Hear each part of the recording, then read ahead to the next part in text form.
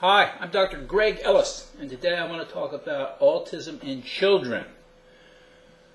I have a nutritional counseling practice here in suburban Philadelphia.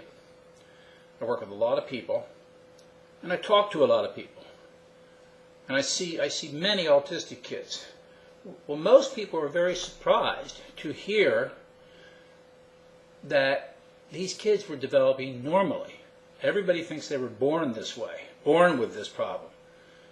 And that's not true. They regress into it. The time frame is different, how long it takes. It can occur earlier than 12 months, but most of it occurs later than 12 months, some even as long away as 36 months.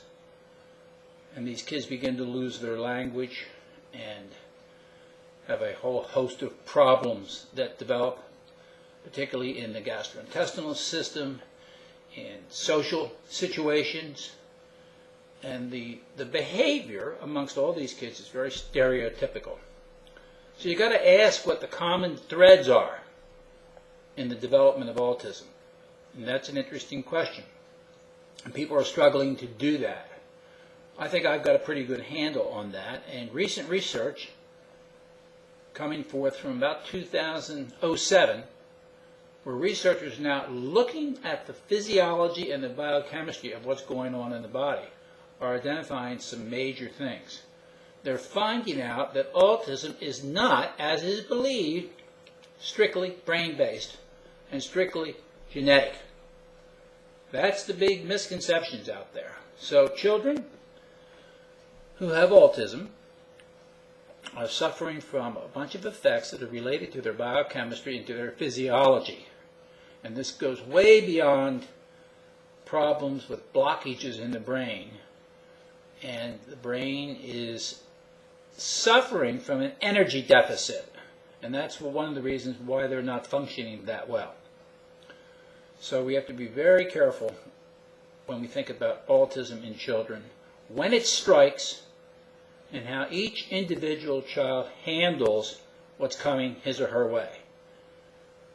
And the important thing to remember is there's a lot of things going on physiologically and biochemically in the body that are leading to the development of autism that go way beyond the idea that it's solely based on the brain and solely based in genetics. Do you know that genetics actually account for only about 5 to 10% of the autistic? Now, there's a genetic predisposition.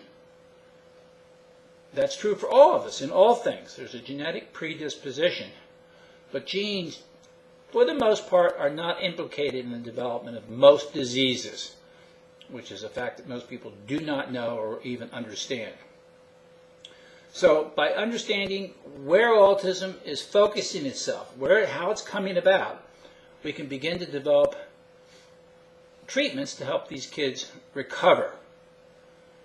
And I don't treat. I'm not a medical doctor. I'm not allowed to diagnose, treat, or cure disease. I don't care, because they sure aren't doing much to help the problem.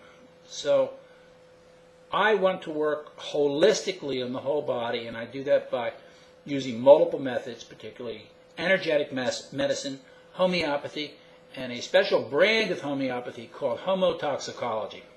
I'm Dr. Greg Ellis.